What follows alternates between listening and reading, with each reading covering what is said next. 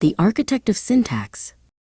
In the city of lexicon, the air was thick with drifting letters. Alara, a young architect of syntax, stood on her balcony overlooking the chaos. Without structure, the city was a deafening roar of words that never ended, never paused, and never breathed.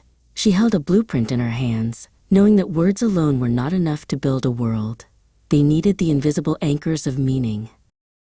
A massive word bot rumbled past, trailing a stream of nouns and verbs that crashed into a building. The sky is blue, the grass is green, the birds are singing, I am happy, the bot droned without stopping. Alara sighed as she watched the words pile up into a messy heap. Without a way to stop the flow, the message was losing its power, becoming a blur of noise rather than a clear thought.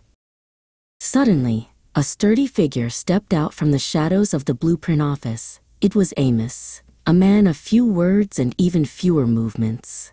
He carried a heavy round stone. With a decisive thump, he placed the stone at the end of the wordbot's trail. The stream of words stopped instantly.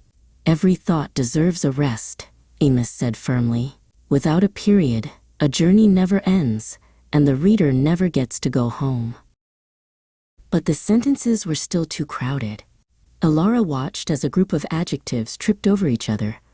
That was when Bree arrived, dancing through the streets with small, curved hooks.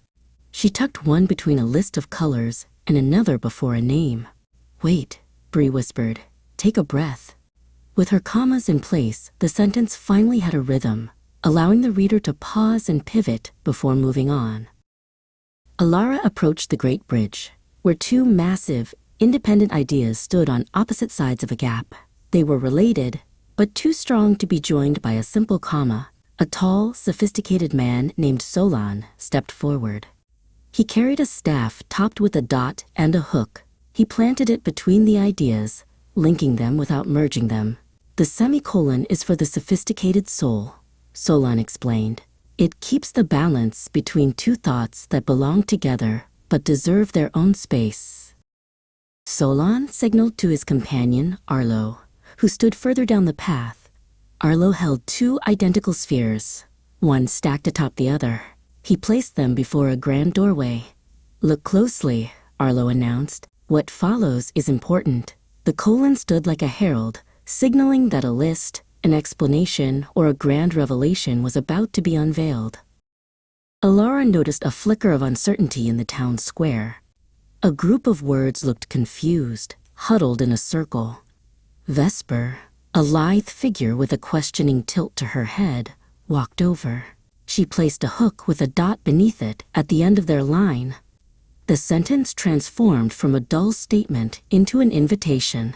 A question mark, Vesper said, is the beginning of every great discovery. Suddenly, a loud crack echoed through the street. Kale, a vibrant and energetic youth, jumped from a rooftop, landing with a straight, bold line and a dot.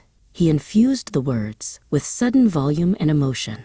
The exclamation point is the heart's voice, Kale shouted with a grin. Alara laughed. She could feel the excitement, the warning, and the joy radiating from the page.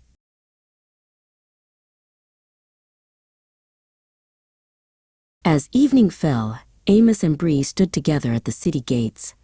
Amos provided the finality, while Bree ensured the flow within the gates. They showed Alara that punctuation wasn't just about rules, it was about the music of communication. A comma could change the meaning of a sentence entirely, and a period could give a tired mind the peace it needed to reflect.